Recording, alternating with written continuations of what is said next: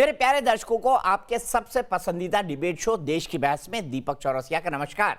कन्याकुमारी से क्षीर भवानी तक, कोटेश्वर से कामाख्या तक, लक्षद्वीप से लेह तक जो सबसे बड़ा मुद्दा होता है उसमें हम आपकी राय जानकर चुनते हैं देश की बहस का विषय। बहस की दशा और दिशा भी आपके माध्यम से तय होती है। साथ ही शो में आप और हमारे एक्सपर्ट पैनल मंच को साझा करते हैं और देश में हो रही सबसे बड़ी हलचल पर बेबाकी से अपनी बात रखते हैं। तो आइए शुरू करें देश की बहस माननीय जनता और मेहमानों के साथ। आज आपने देश की बहस का जो मुद्दा तय किया है वो है घाटी चुनाव, 370 का राग अलापने वालों की हार कैसे। इसे 80% लोगों ने वोट देकर देश की बहस का मुद्दा बनाना चाहा है। कश्मीर घाटी की जिन गलियों में गोलियां गूंजती रही वहां आज लोकतंत्र की जीत का जश्न मनाया जा रहा है। ये ताकत है हमारे देश की लोकतंत्र की, गणतंत्र की, जिसने आतंकी अलगाववादी तंजीमों को करारा जवाब दिया। साथ ही पाकिस्तान और चीन का राग अलापने वाले तबके को सीधी नसीहत भी दी कि कश्मीर और कश्मीरी अपना भविष्य चाहता है, विकास की मुख्य धारा नया कश्मीर चाहता है। जम्मू कश्मीर जिला विकास परिषद चुनाव के नतीजों में सबसे बड़ा संदेश यही निकल कर आया है। गणतंत्र से हारा गणतंत्र, चीन पाकिस्तान का एजेंडा चलाने वालों को कश्मीर का करारा जवाब। 370 हटने के बाद जम्मू कश्मीर में हुए पहले चुनाव में बड़ी तस्वीर साफ हो गई। घाटी की आवाम को भड़काने का एजेंडा अब नहीं चलेगा और न ही पाकिस्तानी पैंतरा चलेगा। जिला विकास परिषद के चुनाव में 370 प्रेमी 7 दलों से बीजेपी का सीधा मुकाबला रहा। गुपकार गठबंधन बहुमत हासिल करके भी कैसे हार गया, इसकी 4 वजहें देखिए। बीजेपी का सबसे बड़ी पार्टी बनकर उभरना, जम्मू और कश्मीर दोनों रीजन मिलाकर सबसे ज्यादा वोट बीजेपी के खाते में आए। गुपकार के गढ़ श्रीनगर, पुलवामा और बांदीपोरा में बीजेपी ने 3 सीटें जीती। घाटी के मुस्लिम बहुल इलाके में बीजेपी की पैठ हुई मजबूत। घाटी में 39 निर्दलियों का जीतना भी गुपकार के लिए बड़ा झटका है। कश्मीर की जनता ने बहुत बड़ा तमाचा लगाया है अलगाववादियों पर। A resounding slap to the extremist, separatist, terrorist and their patrons. जिस चुनाव के लिए महबूबा मुफ्ती और अब्दुल्ला परिवार ने हाथ मिलाया था, 370 एजेंडे को धार देने के लिए गुपकार समझौता गठबंधन बना और देश विरोधी बयानों के अंबार लगाए गए। उसी गुपकार के लिए ये चुनाव झटके से कम नहीं, लिहाजा अब्दुल्ला परिवार मजहबी जज्बातों को ढाल बनाने लगा। महबूबा मुफ्ती विक्टिम कार्ड खेलने लगी। हमें मर मिटाने की ताकत सिर्फ और सिर्फ पहले अल्लाह ताला के हाथ में है और फिर उसके बाद यहाँ के आवाम के हाथ में है। आप इमेजिन नहीं करेंगे, ये लोग इतने गिर गए हैं कि मुफ्ती साहब के मकबरे को भी अब ये ऑडिट कर रहे हैं कि वहाँ जो मकबरा बना वो पैसा कहाँ से आया। जन्नत में जमहूरियत की ताकत से उस गैंग पर प्रहार हुआ है जो कश्मीर में पाकिस्तान और चीन का एजेंडा चलाते रहे। आम कश्मीरियों के हाथ में आतंक का बंदूक थमाते रहे। मगर चुनाव के नतीजे ने बता दिया कि कश्मीर किसी गैंग की जागीर नहीं। देश की बहस में आज सवाल यही, क्या वंशवाद और अलगाववाद से कश्मीर को मुक्त कराने का वक्त आ गया है? क्या कश्मीर ने विकासवाद पर मुहर लगाई?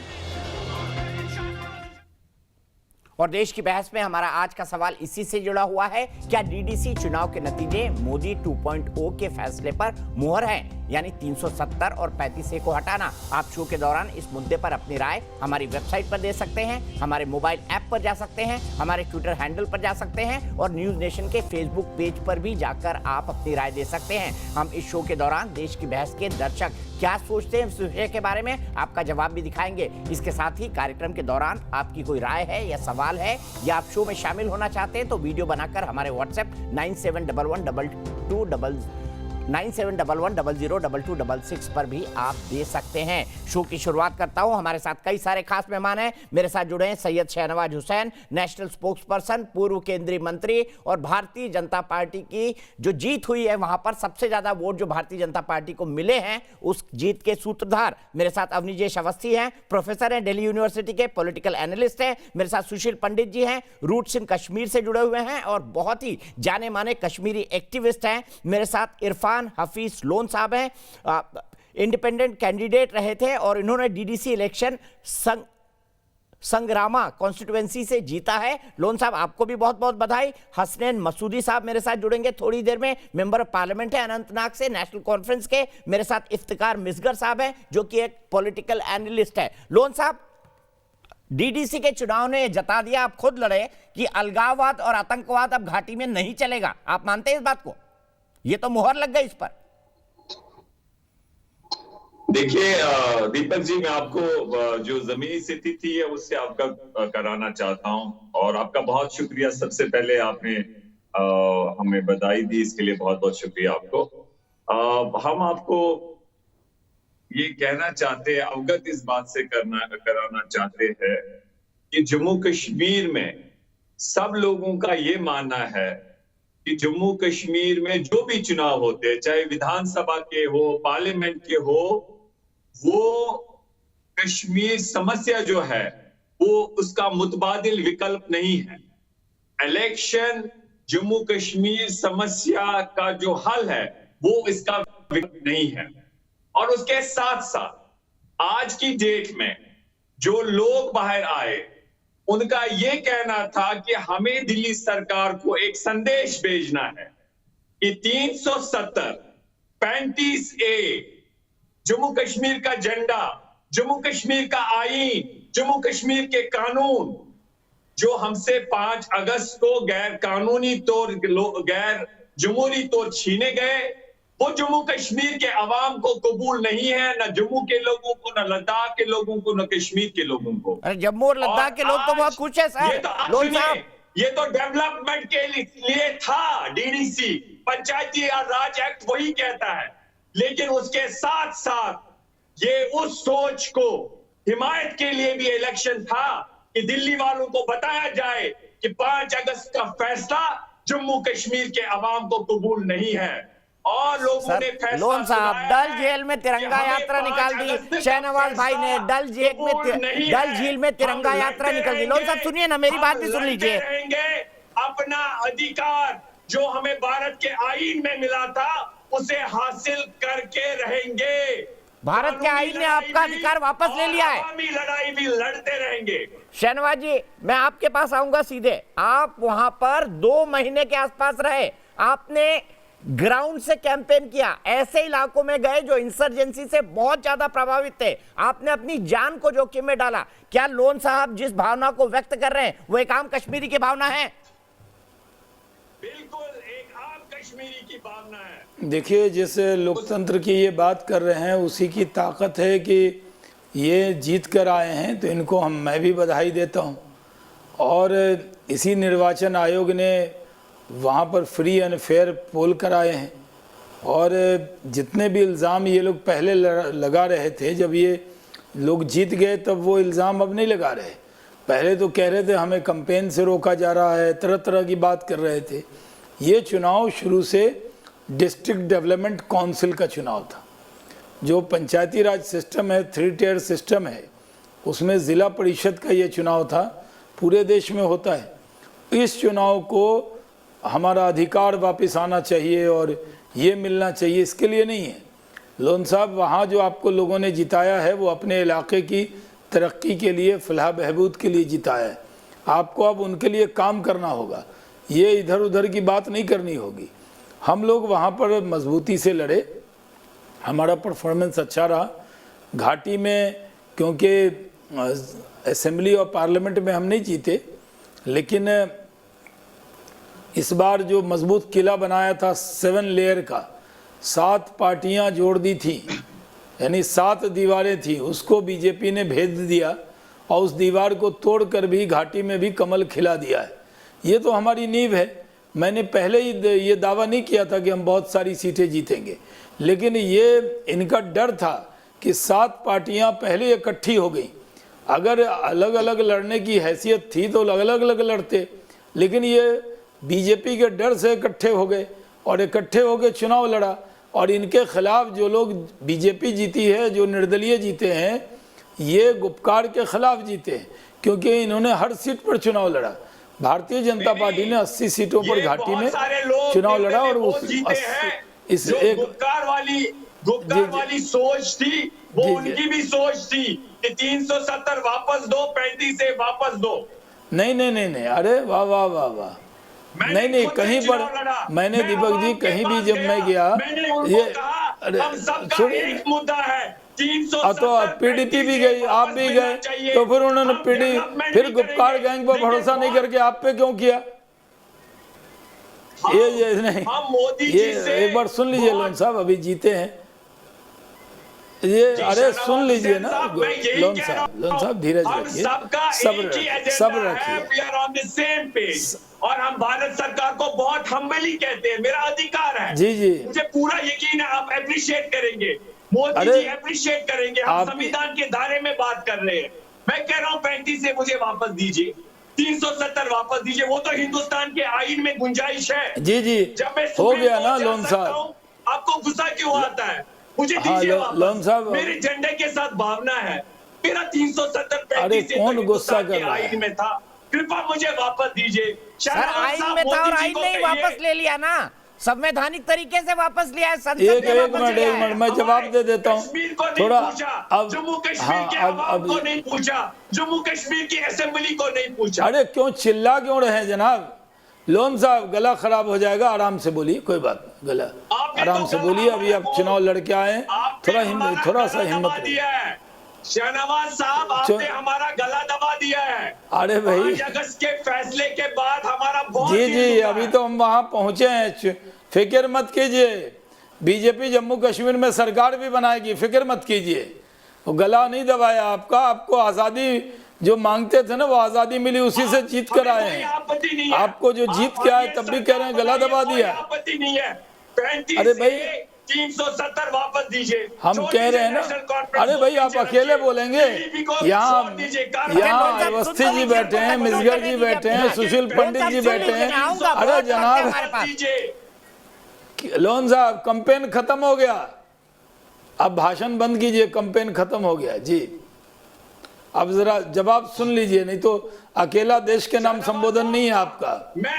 अब सुन लीजिए जरा, इनका आवाज धीमा कीजिए। सर बधाई दे दी ना, की भावना है और ये हिंदुस्तान के अरे भाई आप दीपक जी, ये आपके पूरे शो को बर्बाद कर देंगे। लोन साहब सुन लीजिए, ये गुपकार गैंग के खिलाफ जीत कर आए हैं, फिर भी सुन लीजिए। शहनवाज जी को कंक्लूड करने दीजिए, मैं आपका फिर आऊंगा। शहनवाज जी कंक्लूड करिए। ये अभी भी नारा लगा रहे हैं बैठ के, ये दिक्कत इनके साथ ये है। मैं लंबी बात नहीं करना चाहता, बीच में उन्होंने डिस्टर्ब किया। इस तरह डिस्टर्ब एलिमेंट मत बनिए डिबेट में। लोन साहब आप जीत के आए हैं, लोगों की खिदमत करनी पड़ेगी, ये लंबी बात करके काम नहीं चलेगा। मैं आपसे ये कह रहा हूँ कि वहाँ गया, मैं सब जगह गया हूँ, पूरे कश्मीर में गया, मैं नाहिद खाई जैसे नॉर्थ कश्मीर के पिछड़े इलाके में भी गया, और मैं श्री गुफारा में भी गया, और बिजबिहारा में भी गया जहाँ महबूबा मुफ्ती हैं। हम पेम्पोर भी गए, और कोई ऐसा इलाका नहीं है जहाँ पे गए नहीं हैं। मैं आपको कह रहा हूँ कि वहाँ पर एक व्यक्ति ने मुझे मिलकर नहीं कहा कि हमें 370 वापस कब दे दें। वो कहते थे देखिए बिजली नहीं है, पानी नहीं है, सड़क नहीं है। वो 4G भी कहते थे, ये बात सही है। वो लोग कहते थे हमें कांग्रेस ने धोखा दिया, अब्दुल्ला फैमिली ने धोखा दिया, हमें PDP ने धोखा दिया। जो भी उम्मीद है आप लोगों से है, हमें बिजली पानी सड़क दीजिए, बच्चों को रोजगार दीजिए। वहाँ के गरीब लोग यही चाहते हैं। ये लोग टेलीविज़न पर आकर जो बताते हैं वो जम्मू कश्मीर की आवाम नहीं कहती है। हमने कोई भी ऐसा कोई कह नहीं सकता कि इस इलाके में मैं नहीं गया, लेकिन हम लोग गए, पार्टी की तरफ से लोकतंत्र है, अपना वोट मांगा, जो जनता का आशीर्वाद मिला वो सही है। हमने पहले दिन ही कहा कि हम कितनी सीट जीते नहीं जीते, लोकतंत्र जीतना चाहिए, जमहूरियत जीतनी चाहिए। आज जमहूरियत की जीत हुई है और वहाँ के लोगों ने मान लिया है। अगर 7 पार्टी मिलकर क्यों नहीं 140 सीट जीत गई? अगर 7 पार्टी मिलकर भी बीजेपी को नहीं रोक पाई, 37 निर्दलीयों को नहीं रोक पाई, इसका मतलब है कि उपकार गैंग को वहाँ के लोगों ने पूरी तरह स्वीकार नहीं किया। अगर ये अलग अलग लड़ते तो ये 4, 5, 7 सीट जीतते। मैं कहता हूँ हम लोग वहां डेवलपमेंट करके दिखाएंगे, वहां विकास करके दिखाएंगे, और इंडियन कॉन्स्टिट्यूशन में ये इलेक्शन कमीशन में अरे आप भी तो उनके खिलाफ जीते हैं, आप उनके खिलाफ जीते हैं भाई। आप अरे गैंगअप हुए ना, पॉलिटिकल पार्टी से है। अरे वो गैंगअप हुए ना भाई, वो जो अरे मैं कह रहा हूँ वो गैंगअप हुए या नहीं हुए, जनाब हसनैन और मसूदी भी साहब लोग मेरे डिबेट साथ में हैं, भाई लोन नेशनल साहब कॉन्फ्रेंस के मसूदी लोन साहब। साहब, क्यों? मसूदी साहब, घाटी के इतिहास में पहली बार हुआ है कि बीजेपी के डर से आप लोग 7 पार्टियां इकट्ठा मिलकर चुनाव लड़े हैं। आप अगर अकेले अकेले लड़ लेते तो कहां बिखर के रहते आप? कैसे आप इसको अपनी जीत मान रहे हो? और आप घाटी में कमल खिलने से नहीं रोक पाए, ये भी एक हकीकत है। जहां बीजेपी का नाम लेवा नहीं मिलता था वहां 3-3 सीटें ला रही है बीजेपी। दीपक जी, बात यह कि शाहनवाज हुसैन भाई की पीड़ा हम जानते हैं। ये इस फिराक में है कि कहीं जगह जो मंजरनामा है बीजेपी का, उसमें कोई जगह कहीं पर मिले कश्मीर को कुछ गैंग बुलाकर कुछ करके कोई बात नहीं।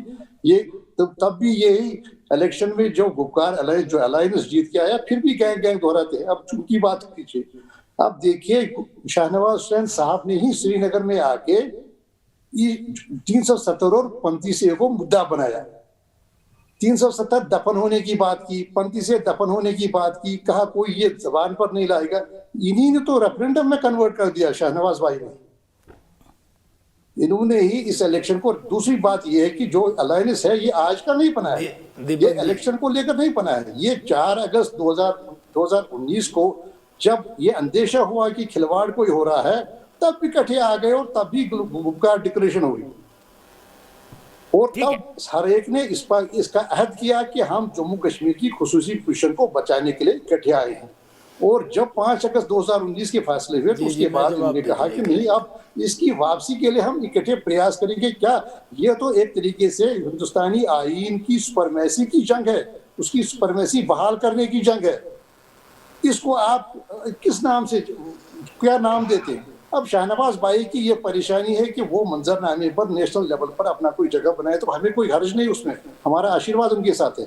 लेकिन अगर आप शाहजहां है, अगर आप जश्न मनाएंगे, हमारी जगह बहुत बनी हुई है। 3 सीट पर आप बीजेपी के राष्ट्रीय प्रवक्ता से बात कर रहे हैं और मैं वहां घाटी में इलेक्शन इंचार्ज था। आपको एक बात बता दूं, जब एक सवाल के जवाब में मुझसे पूछा गया जो मंजर आप नहीं बना पाए हैं, शाहनवाज हुसैन वो 32 साल में बना चुका है।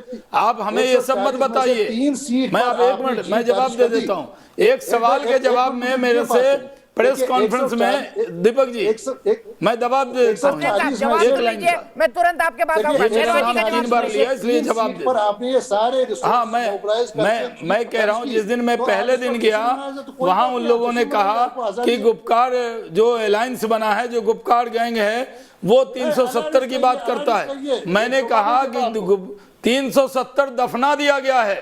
जैसे दफनाए हुए लोग कब्र से वापस नहीं आते, वैसे आज भी कहता हूँ 370 कभी वापस नहीं आएगा। आप ये नहीं, एकदम दफन हो गई। जैसे नहीं, 370 दफना दिया गया, अब कभी वापस नहीं आएगा।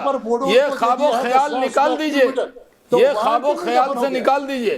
मैंने एक बार बोला, एक सवाल के जवाब में बोला, उन्होंने के पूछा कि 370 वापस आएगा। मैं आज भी कहता हूँ ये ख्वाबो ख्याल भटकाना बंद कीजिए। आपने लोगों को गुमराह किया है, लोगों को भटकाया है, लोगों को गरीबी में रखा है। 3 फैमिली ने वहां राज किया। आज भी कश्मीरी अवाम गरीब है, आज भी कश्मीरी अवाम के पास खाने, अरे गैंग नहीं है तो क्या? अपनी दौलत बचाने के लिए, अपनी पार्टी बचाने के लिए, अपनी दौलत बचाने के लिए क्या आप लोग अभी भी खुशफहमी में है कि 370 और 35 से वापस आएगा? क्या आपको एक खुशफहमी है? क्या आपको एक गलतफहमी है? ये है कि हम जो यहाँ हसनैन भाई जवाब दीजिए। ये भारतीय संविधान की सुपरमेसी बहाल करने की जंग है।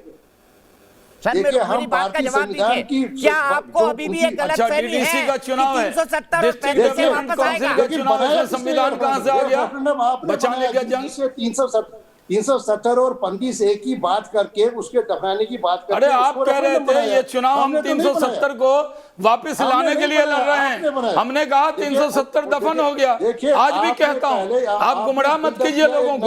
आप लोग कह रहे थे हम चुनाव लड़ रहे हैं 370 को वापस लाने को। हमने कहा आप लोग झूठ बोल रहे हैं, जनता से धोखा कर रहे हैं, जनता के साथ मक्कारी कर रहे हैं, तैयारी कर रहे हैं। हमने कहा ये नहीं हो सकता, आप डेवलपमेंट पे चुनाव लड़िए। आप उसमें कोई, लेकिन हमने कहा डेवलपमेंट पे चुनाव लड़िए। देखिए ये एक जंग है भारतीय संविधान की सुपरमेसी बहाल करने की। मशहूर है आपका, उसकी सरदारी बहाल करने की जानेगा नहीं, क्योंकि हम समझते हैं कि 5 अगस्त को रोंदा गया भारतीय आईन को। अच्छा, ठीक है। देखिए मैं ठीक कह रहा हूँ आप है, सुशील पंडित जी के पास सीधे चलता हूँ। काउंसिल के चुनाव में हसनैन 5 साहब, अगस्त कहाँ से आ गया? सुशील पंडित जी को डिस्ट्रिक्ट डेवलपमेंट काउंसिल के सुशील चुनाव पंडित में जी, 5 क्या आप अगस्त कहाँ से आ कश्मीर में गया? किसी को इस गलतफहमी में रहना ये चाहिए डेवलपमेंट कि 370 और 35 से वापस आ जाएगा, और कम से कम इस इलेक्शन के बाद? देखिए ये तो सवाल ही पैदा नहीं होता। मैं हैरान हूं, जिस चुनाव को लड़कर ये लोग अभी आपस में बात कर रहे हैं वो चुनाव 370 के हटने की देन है।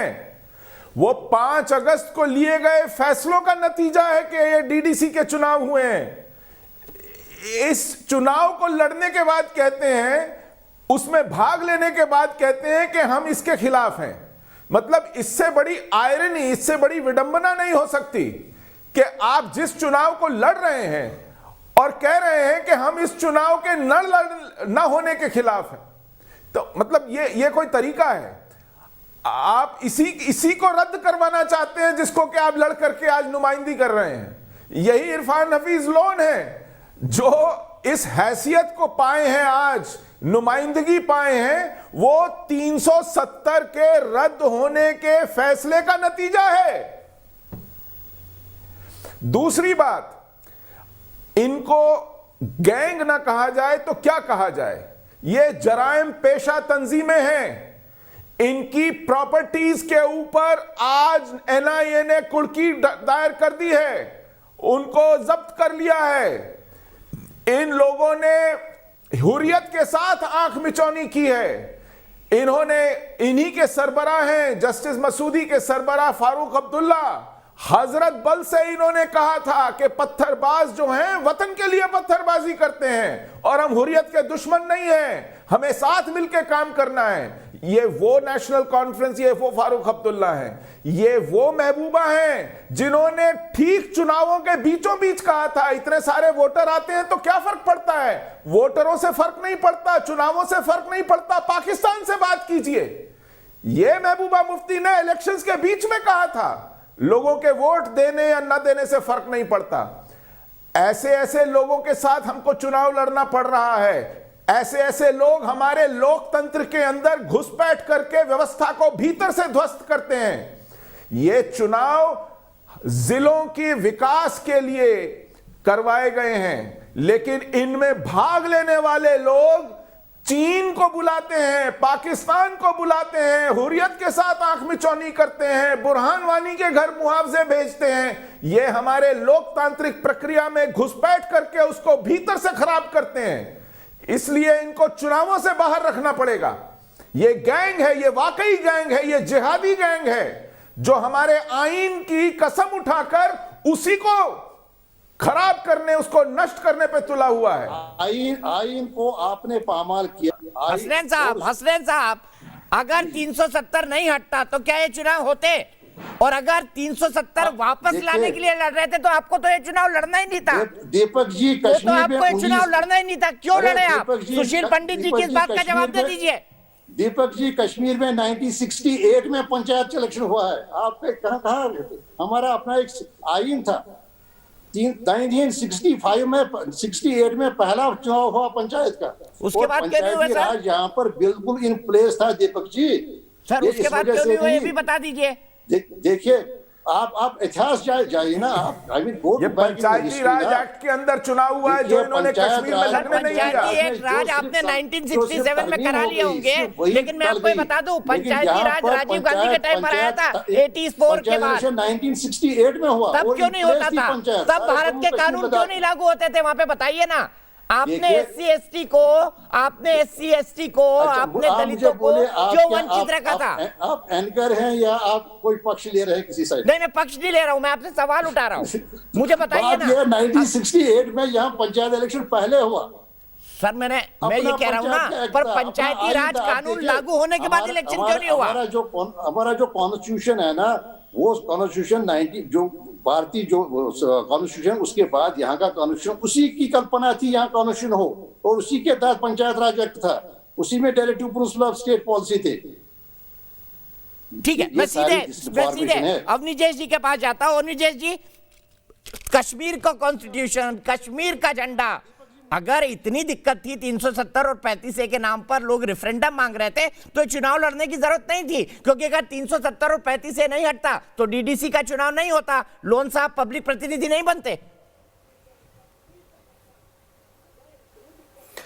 दीपक जी, ये जो लोग कह रहे हैं ना कि 4 अगस्त 2019 को ये पार्टियां एक हुई हैं, वो जनता की आंखों में धूल झोंक रही हैं। ये सब पहले से मिले हुए थे। कश्मीर के आवाम को लिए जो पैसा जाता था वो आपस में बांट के खाना एकमात्र इनका यही वो मुद्दा था कि किस तरीके से बांट के खाएं, तुम खाओ मैं खाऊं, यही सब लोग थे। वरना इतना पैसा जाता कहाँ था। कश्मीर की जनता आज तक गरीब क्यों है? वहां पर रोजगार क्यों नहीं है? वहां पे इंडस्ट्री क्यों नहीं है?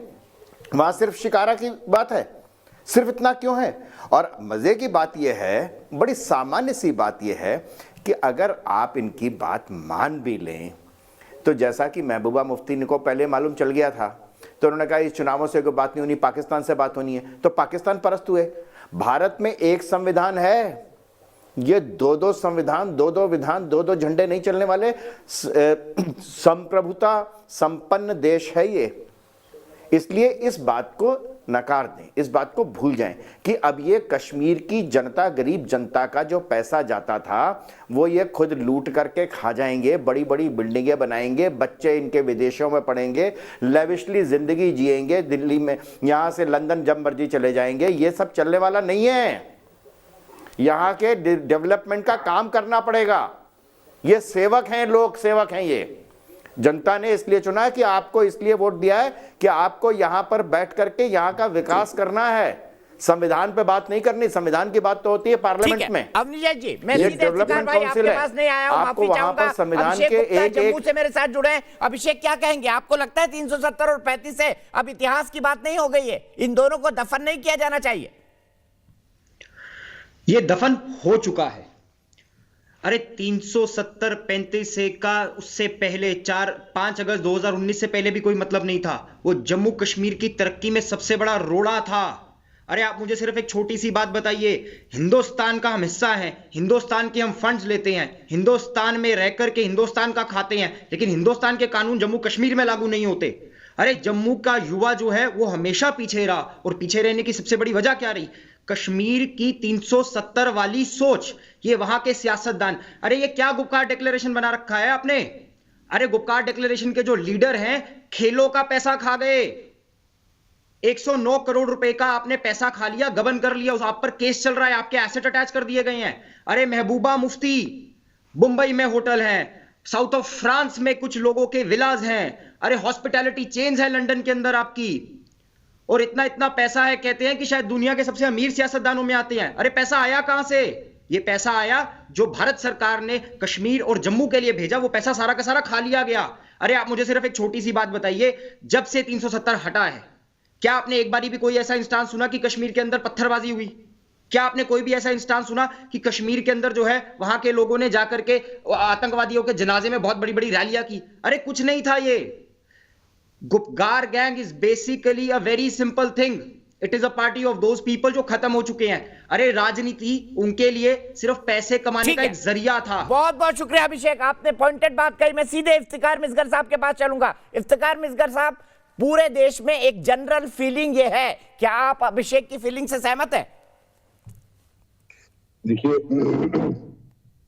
पहले मैं आपके माध्यम से, इस चैनल के माध्यम से अपनी तरफ से इरफान हफीज लोन साहब को बधाई देना चाहता हूं। इन्होंने भागीदारी ली और कामयाबी की। इसके साथ साथ मैं शाहनवाज साहब को भी मुबारकबाद देता हूं। वो कश्मीर में आए और कश्मीर में अपना रोल निभाया उन्होंने, और अपना हिस्सा भी लिए। दोनों को मुबारकबाद। मगर मैं जिस तरीके से रखना चाहता हूं इस बात को, थोड़ा सा मुझे भी टाइम दे दीजिए, क्योंकि आपने मुझे लास्ट में टाइम दे दिया। बिल्कुल लीजिए, बिल्कुल 30 सेकंड्स मेरा सुनिएगा। देखिए, जब एब्रोगेशन ऑफ 370 आर्टिकल हुआ तो एक पर्सोना क्रिएट किया गया, एक नैरेटिव क्रिएट करा गया कि कश्मीरी जैसे सारे टेररिस्ट हैं, कश्मीरी पत्थरबाज है, कश्मीरी खाली लूट मार जाते हैं, और कश्मीरियों को बंद करा गया। आज उन कश्मीरियों ने, जिन कश्मीरियों को पुलवामा अटैक के बाद उनकी एम्बुलेंसों को भी चलने नहीं दिया। जिन कश्मीरियों को जब वो दिल्ली जाते होटलों में कमरा नहीं मिलता है, उन कश्मीरियों ने आज फैसिस्ट चेहरों पे इतना बड़ा तमाचा दिया जब उन्होंने दिखा दिया कि हम इस डेमोक्रेसी पे, हम इस कॉन्स्टिट्यूशन पे उतना ही विश्वास रखते हैं जितना आप लोग क्लेम करते हैं। आज जो कश्मीरियों ने आके बड़े दिल खोल के भागीदारी दिखाई, ये भागीदारी इसलिए दिखाई कि उनको भी तवक्कात है कि उन जितने भी कश्मीर के सेंटिमेंट्स हैं वो यहाँ से ही हल होने हैं। और इसमें दिल्ली के ऊपर आज एक बड़ा रोल बनता है सरकार पे कि इसको संजीदगी से ले ले, कश्मीर के सेंटिमेंट्स को संजीदगी से ले ले। और ये नहीं, राजनीति, देश हित में राजनीति का कोई महत्व नहीं रहता है। जहां पे आप राजनीति करनी है वो करिए, आप इलेक्शन में आपने करी, बहुत अच्छी बात करी। भारतीय जनता पार्टी का रोल यहाँ पे क्या रहा, गुपकार का रोल क्या रहा, दूसरे पार्टी का रोल रहा, मगर कश्मीरी ने जो रोल आज की डेट में दिखाया उसके एस्पिरेशंस को दिल्ली सरकार को देखना होगा कि उसकी एस्पिरेशंस किसके साथ थी। बिल्कुल इफ्तिकार भाई, मैं इंटायरली एग्री करता हूं आपकी बात से, मैं इंटायरली एग्री करता हूं। और इसी सवाल को लेकर मैं सीधे शहनवाज जी के पास चलता हूं। शहनवाज जी, क्या केंद्र सरकार समझती है कि कश्मीरियों ने केंद्र सरकार पर और जो लोग जीत कर आए हैं उन पर जो जिम्मेदारी डाली है उसका बोझ कितना बड़ा है? क्योंकि ये पाकिस्तान, और भले से गुपकार के लोग ना माने, पर मैं ये मानता हूं कि ये पाकिस्तान और चाइना परस्त लोगों पर करारा तमाचा है जो ये बात करते थे कि पाकिस्तान और चाइना से बात करिए। क्या एक आम कश्मीरी ने उनको करारा थप्पड़ नहीं मारा है?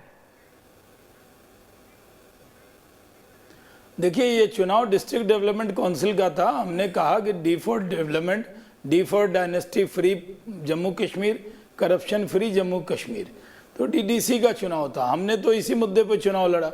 और ये सही है कि जो गुपकार गैंग है वो शुरू से कहता रहा कि हम ये चुनाव लड़ रहे हैं 370 को वापस लाने के लिए।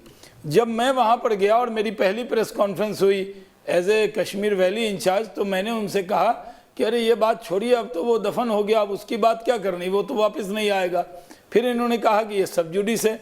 फिर मैंने इनसे पूछा कि ये बताइए, अगर ये सब जुडिस है तो आप ये झूठा ख्वाब क्यों दिखा रहे हैं कि 370 वापस आएगा?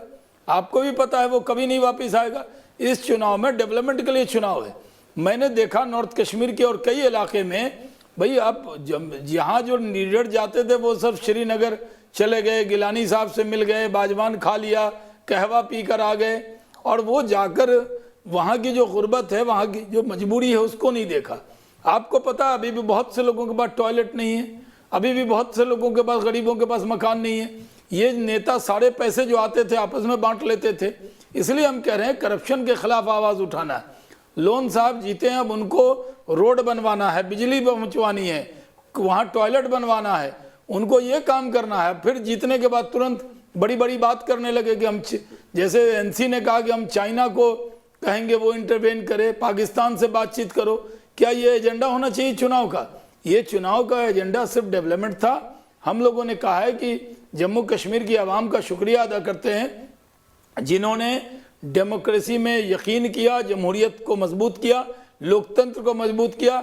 अटल बिहारी वाजपेयी जी ने पार्लियामेंट के फ्लोर पर कहा था, जब एक वोट से सरकार गई थी, कि पार्टियां आती रहेंगी जाती रहेंगी लेकिन लोकतंत्र रहना चाहिए। और यही मैं कहता हूं, हम कितनी सीट जीते नहीं जीते, लेकिन हमने 7, आपने देखा ना अभिमन्यु ने चक्रव्यूह, 7 चक्रव्यूह बने थे, तो इन्होंने 7 दल ने मिलकर चक्रव्यूह बनाया था कि घाटी में कमल नहीं खिलने देना।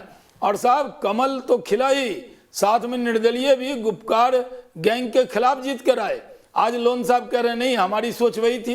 अरे भाई, गुपकार गैंग का कैंडिडेट था ना आपके सामने, उसको हरा के आए आप, और यहाँ पर आकर कह रहे हैं कि नहीं गुपकार की पैरवी कर रहे हैं। इसलिए ये इल्जाम अगर अवस्थी जी लगाते हैं या सुशील पंडित जी लगाते हैं, सही है कि आप लोग अपने इंटरेस्ट के लिए मिले हुए हैं। आप नहीं, हाँ, हम मानते हैं। तो लोन साहब आप खुद गुपकार के साथ चले जाते हैं ना, क्या दिक्कत थी? मैं लोन साहब आपके पास ही आऊंगा। सूरज तिवारी मेरे एक दर्शक प्रयागराज से जुड़े हुए हैं। राय आपकी राय मिलती है तो उनके साथ चले जाते। हम तो कहते हैं जमहूरियत जीती है, लोकतंत्र जीता है, लोकतंत्र मजबूत हुआ है, और ये लोग लोकतंत्र को कितना भी कमजोर करेंगे हम नहीं होने देंगे। हम जम्मू कश्मीर में अब विकास की राजनीति करेंगे, डेवलपमेंट की राजनीति करेंगे। मैं लोन साहब मैं आपके पास आ रहा हूँ। डेवलपमेंट, सूरज तिवारी डेवलपमेंट, प्रयागराज से मेरे साथ जुड़े हुए हैं। लोन साहब मैं 1 मिनट में आप कह रहा हूँ, मेरे दर्शक हैं सूरज तिवारी जी। सूरज जी क्या कहेंगे? क्या आपको लगता है कि अब कोई ऐसी पॉसिबिलिटी बनेगी कि कोई भी सरकार, मैं सिर्फ अभी की सरकार की बात नहीं करता हूं, उसने तो 370 और 35 से हटाया है, आने वाले समय में कोई भी सरकार 35 से और 370 फिर से लागू कर पाएगी कश्मीर में? क्या देश एक्सेप्ट करेगा उसको? जिस तरीके से डीडीसी का चुनाव हुआ है और नतीजा जिस तरीके से है, भाजपा वहां पे बड़ी पार्टी बन के उभरी है, उससे तो पता चलता है कि अभी जो भी स्थिति है उस हिसाब से देखा जाए मजहब, धर्म और तुष्टीकरण की राजनीति खत्म हो गई है और लोग वहां के युवा, महिला, बुजुर्ग सब लोकतंत्र में विश्वास कर रहे हैं। सबको विकास चाहिए, शिक्षा चाहिए, बुनियादी ढांचा मजबूत हो और सबको ये पता है कि हमें बहुत दिनों से बहकाया जा रहा था और उनके सामने सही समय पे 370 हटाया गया, जिसका वो बहुत तहे दिल से स्वागत भी किया। उसका स्वागत का ही नतीजा है कि घाटी में कमल खिला हुआ है और कहा जाए तो कहने तो कुछ भी आप कहिए कि सियानी बिल्ली खंभा नोचे, स्थिति वही है जो आप देख रहे हैं। स्थिति एकदम साफ है कि विरोध जरा सा भी नहीं है। हम लोग जितना सोच रहे थे उससे भी बेहतर परिणाम है और सबसे बड़ी बात है कि यही चुनाव आप 6 महीने बाद कराएंगे तो लोगों के अंदर से और भी डर खत्म हो जाएगा। उन्हें सिर्फ डराया गया, अब तक सिर्फ बहकाया गया। उन्हें जब पता चला उनके सामने कोई सही व्यक्ति आया जो सही बात कर रहा है, सूरज जी तो खुल के सामने बिल्कुल आए। पॉइंटेड आपने बात कही और आप ही के सवाल को मैं लोन साहब के पास लेना जाना चाहता हूं।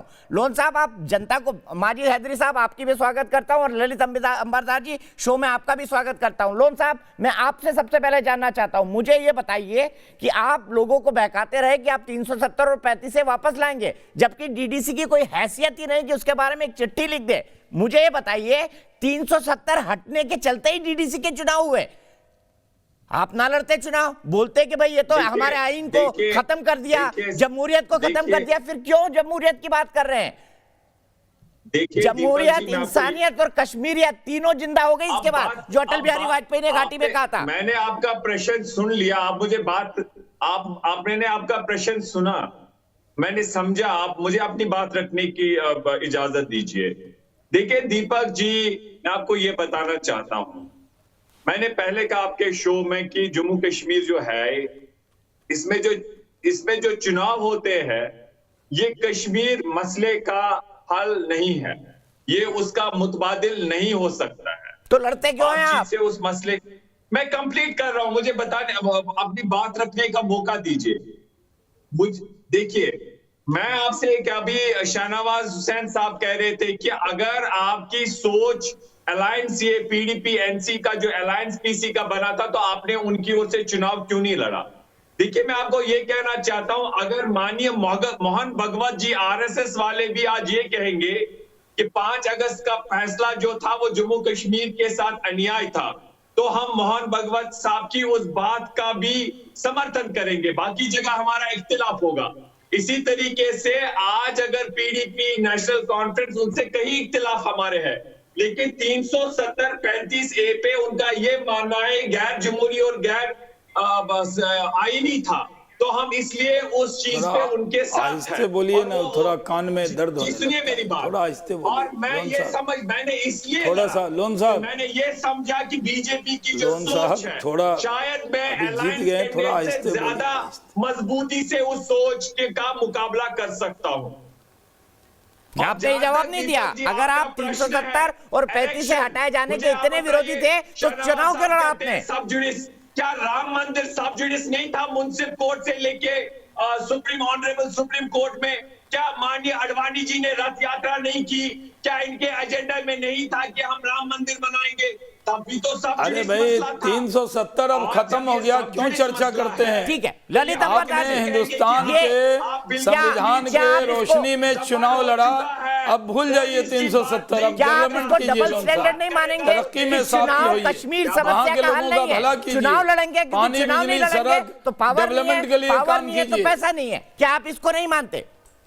देखिए, सबसे पहले समझने वाली बात है, सब लोग जो अपने आप को मुख्य धारा वाले कश्मीर के लीडरान अपने आप को समझते हैं, मैं इनको बोलता हूँ मुख्य धारा वाले कश्मीर के इस्लामिस्ट। इन्होंने कश्मीर को बर्बाद किया। अब्दुल्ला से लेके महबूबा मुफ्ती तक और ये लोन और जितने सारे परिवार है ना, कश्मीर को बर्बाद कर रखे। ये ओरिजिनल इस्लामिस्ट है, इनके साथ ये सब लोग जुड़ गए। क्या कहते हैं कि कश्मीर का मसला क्या? मैं इन सबसे पूछना चाहता हूँ, कश्मीर का मसला क्या है? पाकिस्तान कहता है कि कश्मीर जिन्ना की टू नेशन थ्योरी के आधार पर जो हिंदुस्तान का विभाजन हुआ था, वो विभाजन क्या था? हिंदू और मुसलमान इकट्ठे नहीं रह सकते, ये उसका अधूरा एजेंडा है, क्योंकि कश्मीर के अंदर ज्यादातर मुसलमान रहते हैं। क्या इनसे पूछिए, क्या आपका भी यही मौकू है कि कश्मीर हिंदुस्तान के साथ नहीं रह सकता क्योंकि कश्मीर के अंदर मुसलमान ज्यादा रहते हैं? ये महबूबा मुफ्ती कहती है कि कश्मीर का, अरे ऐसा मुझे बोलने दीजिए, सुनिए, ये मुझे बोलने दीजिए प्लीज। आपको मुसलमानों से महबूबा मुफ्ती और उमर अब्दुल्ला क्या कहती है? मुसलमानों के खिलाफ कहते हैं कश्मीर का एक खास कौमी नजरिया है। क्या नजरिया है? क्योंकि कश्मीर के अंदर मुसलमान ज्यादा रहते हैं। मैं ये जानना चाहता हूँ, 70 साल से जब आपने दिल्ली में जिन्ना की टू नेशन थ्योरी को दरकिनार कर दिया, उसको रिजेक्ट कर दिया कांग्रेस ने, कश्मीर के अंदर आपने वही जिन्ना की टू नेशन थ्योरी बरकरार रखी 370 और 35 के द्वारा। भाई आपको किसी ने नहीं रोका, मत रोकिए ललित जी को। नहीं, कश्मीर के अंदर पिछले 70 साल से 370 और 35 के द्वारा एक छोटा मोटा फुल्का पाकिस्तान पड़ रहा था। कश्मीर के अंदर पाकिस्तान बना हुआ था, जिसकी वजह से ये लोग, इनके घर से कोई जिहादी नहीं बनता, न महबूबा परिवार से न अब्दुल्ला के परिवार से। तो ऐश कर रहे हैं, इन्होंने जिंदगी में कभी नौकरी नहीं की और करोड़ों की संपत्ति बना रखी है, लेकिन इस्लाम के नाम पे एक आम मुसलमान के परिवार के लड़के को ये भड़काते थे, उसके गंदे कंधे के ऊपर ये बंदूक चलाते थे। बुरहान वानी जब मारा गया था, जब मार दिया गया था उसको, ये फारूक अब्दुल्ला का क्या स्लोगन था? इलेक्शन लड़ रहा था दिल्ली श्रीनगर कॉन्स्टिट्यूंसी से पार्लियामेंट में, हमारे बच्चे नौकरी के लिए नहीं मरते, हमारे बच्चे टूरिज्म के लिए नहीं मरते, कौम के लिए मरते। ये है इनकी राजनीति। दोगले इंसान। इनको आज ये 3 मुसलमानों ने, जो 3 लड़के जो कश्मीर में निकल आए थे, ऐसी आवाजें सर पहले भी थी, 30 साल पहले भी थी, कम जरूर थी, लेकिन जब कश्मीरी हिंदुओं का नरसंहार हुआ, ये आजाद है, ये आवाजें दब गई, क्योंकि शुरू से आज तक 70 साल से नई दिल्ली की सरकारों ने एक इस्लामवाद को रोकने के लिए दूसरे इस्लामवाद को खड़ा कर दिया था। ये आजकल राजनीति चल रही थी।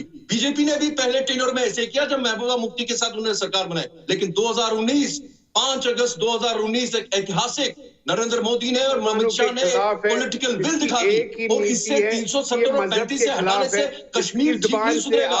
इससे सर 70 साल से जो मानसिकता पली हुई है, उसको तोड़ने की प्रक्रिया शुरू होगी, और साथ में कश्मीर शायद आपको पल रहा है, वो मिलिट्री प्रॉब्लम है। आज कभी थोड़ी सी छूट दे दो इनको, ये तो वहां पे जंग चला देंगे, शुरू करेंगे। तो इन दो को अलग अलग नजरिए से देखिए। ठीक है माजिद हैदरी जी, मेरा सीधा सवाल आपसे, ललित अंबरदार का तर्क है कि कश्मीर कोई पॉलिटिकल प्रॉब्लम नहीं है, कम्युनल प्रॉब्लम है। एग्री करेंगे आप इस बात से? भाई सबसे पहले खुशी का दिन है तो अच्छी बात करें। सबसे पहले मैं माननीय प्रधानमंत्री जी और अमित शाह जी की तरफ एक तारीफ का शब्द कहना चाहता हूं कि 30 वर्षों में पहली दफा इंसिडेंट फ्री इलेक्शन हुए, फ्री एंड फेयर इलेक्शन हुए। ऐसे इलेक्शन हुए कि भाजपा खुद हार गई, लेकिन मोदी जी अमित शाह जी लोगों के दिल जीत गए कि उन्हें, भाजपा तो हार गई फ्री एंड फेयर इलेक्शन से, लेकिन भाजपा के जो वादा मोदी जी ने किया था नया कश्मीर का कि यहाँ पे लोकतंत्र की बहाली होगी, उसकी नींव रखी गई है। तो ये तो एक बात थी। और दूसरी बात, शहनवाज भाई ने जो 1 महीने जो प्रचार कश्मीर में किया ना, कुपवाड़ा के जंगल से लेके कुलगाम की टनलों तक, वैसा पिछले 30 वर्षों में किसी अब्दुल्ला मुफ्ती ने नहीं किया है, मिलाकर के 30 वर्षों में। लेकिन भाजपा फिर भी हारी क्यों? और कश्मीर में ही नहीं हारी, जम्मू में भी हारी। भाजपा इसलिए हारी कश्मीर में, सिर्फ 3 ही सीटें ले सकी 140 में से, क्योंकि भाजपा को मुसलमानों से नफरत है, वो पहली चीज। जम्मू में क्यों हारी अब की बारी? भाजपा ने तो लोकसभा में 3 की 3 सीटें जम्मू से जीती थी, तो आज इतनी शिकस्त क्यों हुई कि वहां पे पीएचडी ने क्यों जीता? क्योंकि पिछले 2.5 वर्षों से भाजपा जो एडमिनिस्ट्रेशन जम्मू कश्मीर में चला रही है, उसमें सिर्फ भ्रष्टाचार भ्रष्टाचार और भ्रष्टाचार। यहाँ की ब्यूरोक्रेसी को आप अकाउंटेबल नहीं बना रहे, क्योंकि उनको आशीर्वाद है भाजपा का। तो जब तक भाजपा अपनी सोच नहीं बदलेगी, इस्लामोफोबिया को नहीं छोड़ेगी, भाजपा जम्मू कश्मीर में, पंजाब में हारती रहेगी। ये मैं आपको आज बता दूं, बंगाल में भी भाजपा हारेगी जब तक ये मुसलमानों से नफरत। अरे माजिद भाई, चलिए आपने एक अच्छी बात कही, बदलनी होगी। आपने एक अच्छी बात कही कि फ्री एंड फेयर इलेक्शन हुए। आपने ये बात अखबार में लिखी कि नहीं लिखी माजिद हैदरी, पत्रकार के तौर पर? जी, मैं कल से सब चैनलों पे ईमानदारी से बात बोल रहा हूँ, लिख भी रहा हूँ, लिखा मैंने, बराबर लिखा। चलिए, आपने पहली बार माना, आप ईमानदारी से बोल रहे हैं। आपने पहली बार माना, आप ईमानदारी से बोल रहे हैं। मैं हमेशा, अगर दुश्मन भी अच्छी बात करेगा उसको भी मैं अप्रिशिएट करता हूँ। दीपक जी 10 सेकंड नहीं है कि बस भाजपा भाजपा भाजपा बोलेंगे। ठीक है ललित अंबरदार जी, और हम इख्तिलाफ भी करेंगे। स्मॉल ऑब्जर्वेशन, मैं इन लोगों से पूछना चाहता हूं जो बीजेपी को इस्लामोफोबिक राजनीति बोलते हैं। शाहनवाज हुसैन यहाँ बैठे हुए हैं, ये सब लोग यहाँ जो बैठे हुए हैं मुसलमान अपने आप को बोलते हैं, या शाहनवाज हुसैन से ज्यादा बड़े मुसलमान हैं? जिन कश्मीरी मुसलमानों ने इलेक्शन वहां पे लड़ा और जिन कश्मीरी मुसलमानों ने उनको वोट दिया, क्या वो इनसे कम मुसलमान है? अरे सर, आप ये पाकिस्तान की जो इस्लामिक वहाबी सुन्नी इस्लामिज्म छोड़ दीजिए दिमाग से। आप मुसलमानों के ठेकेदार नहीं बने। जिना गया, 370 गया, 35 से गया, हिंदुस्तानी बन के आइए।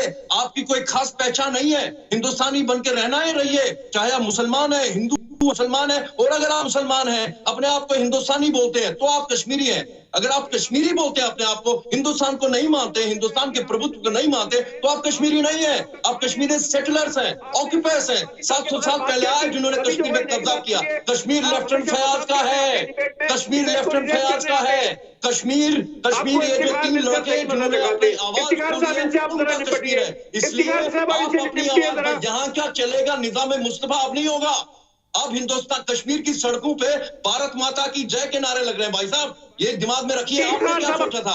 कश्मीरी हिंदू का नरसंहार कर दिया, कश्मीर आपके हवाले हो गया, जागीर आपकी। और मैं भी आऊंगा, भी तो शुरुआत है। भारत माता की जय कभी नहीं कहेगा कश्मीर, याद रखना। फांसी पे चढ़ाना है, भारत माता की जय कभी नहीं कहेगा। जो लोग कश्मीर कश्मीरी हिंदू के जिनोसाइड में मुलव्वस हैं, एक को फांसी पे चढ़ाएंगे। फारूक अब्दुल्ला और दिल्ली के अंदर जो मुफ्ती मोहम्मद सईद था, जिनकी नाक तले कश्मीरी हिंदू का नरसंहार शुरू हुआ, उनको ट्राइब्यूनल में उखाड़ के लाएंगे। याद रखिए, जो मर्द अपराधी, आप ये मत बोलिए। और कश्मीर के अंदर अभी पुनर्गठन और कश्मीर के अंदर यूनियन टेरिटरी बना कश्मीर की। माजिद हैदरी, आप नहीं कहेंगे, लेकिन कश्मीर की मुक्तिधारा के लोग कह रहे हैं। आपके कहने नहीं कहने से फर्क नहीं पड़ता। इफ्तिखार मिसगर साहब, ललित अंबरदार को काउंटर करना चाहेंगे आप? हम तब भी भारत माता की जय नहीं कहेंगे, हमारे धर्म के खिलाफ है, नहीं कहेंगे। देखिए, ये उल्टा लटक जाए अंबरदार, यहाँ तब भी नहीं कहेंगे। शोर में बहस करने का कोई मजा नहीं आता है, क्योंकि अरे नहीं कहेंगे। चलो, जो कर सकते हो करो, जो कर सकते हो करो, नहीं बोलेंगे, कभी नहीं बोलेंगे। एक ही बात कहना चाहता हूँ यहाँ पे, नहीं बोलेंगे कभी भारत माता की जय। एक मिनट माजिद साहब, एक मिनट, मैं आपको यहाँ पे एक बात बोलना चाहता हूँ। ललित अंबरदार जैसे लोगों को कल इतना बड़ा थप्पड़ पड़ा है कश्मीरी लोगों से, जब जिन्होंने वोट किया, चाहे वो भारतीय जनता पार्टी को वोट किया, चाहे किसी भी पार्टी को वोट किया, उन्होंने थप्पड़ मारा क्योंकि इसकी दुकान बंद होनी है। ये अब टीवी पे क्या करने आएगा? कश्मीरी बोल रहा है कि मुझे इस कॉन्स्टिट्यूशन पे विश्वास है, हिंदुस्तान के आईन पे, तो इसका तो कोई रोल ही नहीं बनता है। इस्लाम करके पाकिस्तान करके गुमराह कर रहे हो और कश्मीरी की छवि हिंदुस्तान में खराब कर रहे हैं। इनका दीपक मुसलमान ने नहीं किया। दीपक जी बोलिए। दीपक जी वहां पे ये भाग गए। दीपक जी, सफर कश्मीरी मुसलमानों ने दीपक, ये मिसगर जो है तुमने कश्मीर से पहले निकाला। अरे नफरत तो तुम करते हो, नफरत तुम करते हो। खड़े हुए थे साथ में और ललित अंबरदार के बारे में बोलते हो, शर्म नहीं आती तुम्हें? चलाना है। यहाँ पर सड़कों पर रह करके पूरे 5 लाख कश्मीरियों ने अपने आप को जीवित रखा है। उन्होंने बंदूक नहीं उठाई, तुम्हारे सर नहीं काटे। कश्मीरी पड़ोसियों के अपने काट सकते थे वो भी। आरएसएस की दर्द है जिन्होंने वहां पर जब तुम लोगों ने मस्जिद से ऐलान किया जा रहा था ना कि हिंदू औरतों को छोड़ जाओ, रशीद इंजीनियर वो कर सकते थे तुम्हारा भी हिसाब किताब। क्या कश्मीरी मुसलमान के लिए? कश्मीरी मुसलमान के टेकर्स नहीं कहाँ डालना चाहिए? कश्मीरी मुसलमान की जिसने वहां पे बलात्कार किया है, जिसने वहां पे बलात्कार किया है, जिसने वहां पे लोगों को मारा है, उसको जेल में जाना ही पड़ेगा। कश्मीरी को जेल में जाना पड़ेगा। पंडितों के टेकर्स थे कश्मीरी मुसलमान। सुनिए, आप कह रहे थे कि ये इंप्रेशन बनाया हुआ है। आपने इंप्रेशन बनाया था कि धारा 370 के हटने के बाद कोई झंडा नहीं उठाएगा तिरंगा। ये आपने बनाया था ना, ये आपने कहा था। हम कहते थे कि नहीं, कश्मीरी युवक ऐसा नहीं है, कश्मीर की जनता ऐसी नहीं है।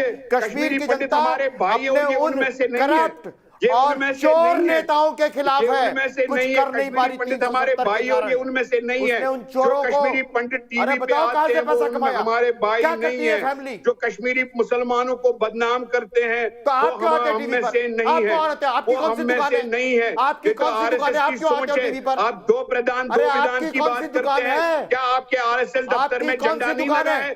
क्या शॉल बेचते हो, लगा है आपके आरएसएस ऑफिस में?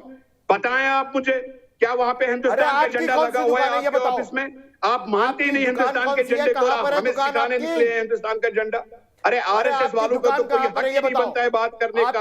आरएसएस वालों ने तो बेड़ा गर्क कर दिया हिंदुस्तान का, पूरे हिंदुस्तान का बेड़ा गर्क कर दिया आरएसएस वालों का। आरएसएस वालों ने तो आजादी के लिए कभी लड़ाई ठीक है, मैं ब्रेक के लिए रुक रहा हूं, ब्रेक के लिए रुक रहा हूं, लेकिन शुरुआत अब ललित अंबरदार से होगी बहस की। और वाकई ये सवाल आएगा कि फिर अगर इतना अच्छा सब कुछ वहां पर था तो कश्मीरी पंडितों का नरसंहार करके उनको मारकर निकालने की क्या जरूरत थी? और अगर वो कुछ बात बोलते हैं तो क्या उनकी आवाज कश्मीर के संदर्भ में नहीं सुनी जाइए? ब्रेक के बाद ललित अंबरदार से शुरू करेंगे।